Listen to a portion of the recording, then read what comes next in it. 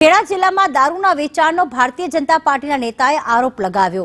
ભાજપ નેતાએ દારૂ વેચાણ બંધ કરાવવા અપીલ કરી છે।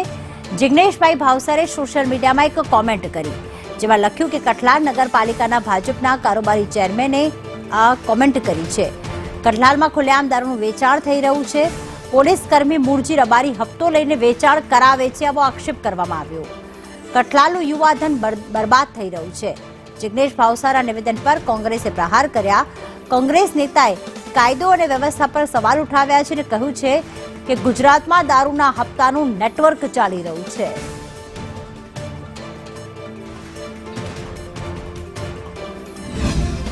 દારૂબંધી એ ફક્ત કાગળ ઉપર છે ને નામ માત્ર છે, આપણે સૌ જાણીએ છીએ।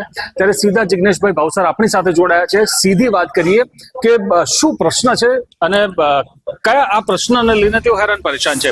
જિગ્નેશભાઈ, પહેલા તો આ તમે પોસ્ટ મૂકી, પોસ્ટમાં કમેન્ટ કરી, શા માટે આ કમેન્ટ કરવાની ફરજ પડી? હું મારી આંખો સામે જોઈ રહ્યો છું કે મારા શહેરનું યુવાધન કે જે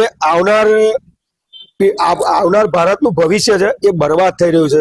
કારણ કે દારૂ, જુગાર, અફીણ, ગાંજા બધું જ ખુલ્લેઆમ, જેમ કે પાણીની બોટલો વેચાય તેમ દારૂ વેચાઈ રહ્યો છે।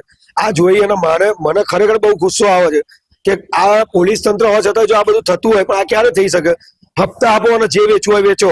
એટલે મારી તો બસ એક જ સરકાર પાસે માગણી છે, રાજ્યના ગૃહમંત્રી હર્ષ સંઘવી સાહેબને મારી એક જ વસ્તુ કહેવી છે કે સાહેબ, તમે કઠલાલની અંદર દારૂ બિલકુલ બંધ કરાવો।